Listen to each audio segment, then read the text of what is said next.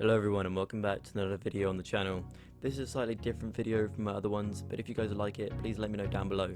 Today we're going to be looking at the CYMA CM.515 M4A1 Carbine. This is what I believe to be the best beginner airsoft gun, regardless of price, but if prices are important to you, then this is perfect as it only costs $84.99, which is pretty much cheaper than all the competition. And for this price point, they didn't cheap out either.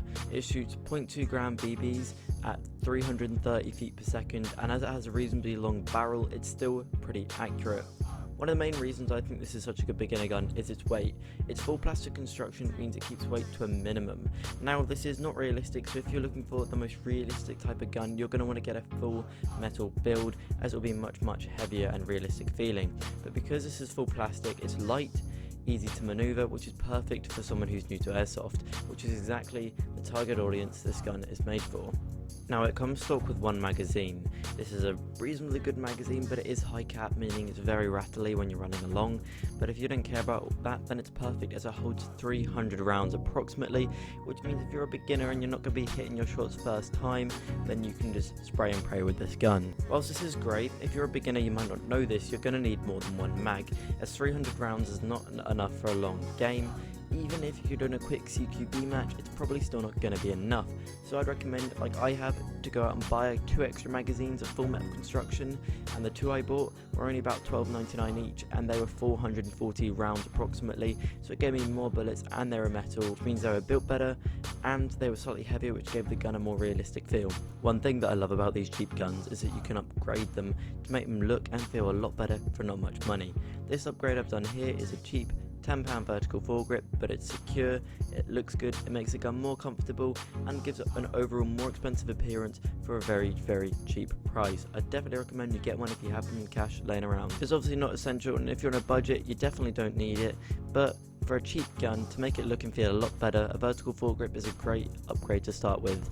As you can see here, we have the hop adjustment at the top by pulling back the cocking mechanism. Of course the cocking mechanism doesn't do anything because it's an electric gun, but it looks cool and it allows you to adjust the hop, which is the spin of the bullet. I quite quickly after buying this gun decided to put an optic on it.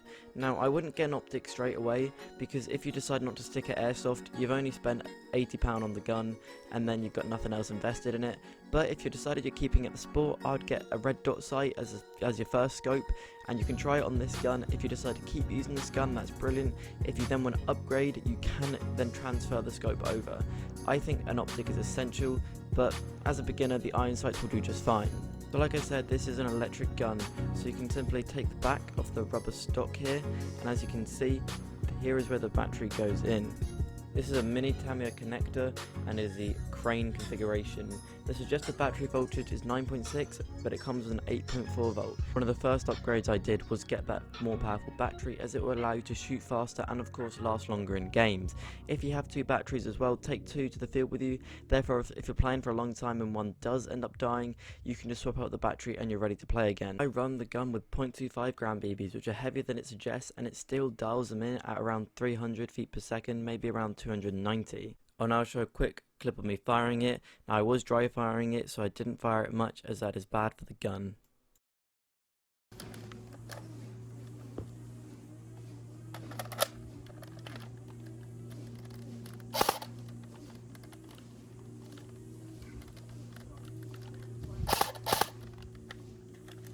Alright guys, so that just about wraps up this review. I was really happy with this gun when I bought it. It was two-tone, but as you can see, that is no longer on the gun. It's actually really easy to remove it with White Spirit. I've been playing airsoft for around 3 years and I still use this gun to this day. Obviously with lockdown I've not been using it much at the moment, but it is absolutely fantastic and I cannot wait to get using it again. If you like the video, please comment down below, like the video, share it, show some support, and I'll see you next time. Peace.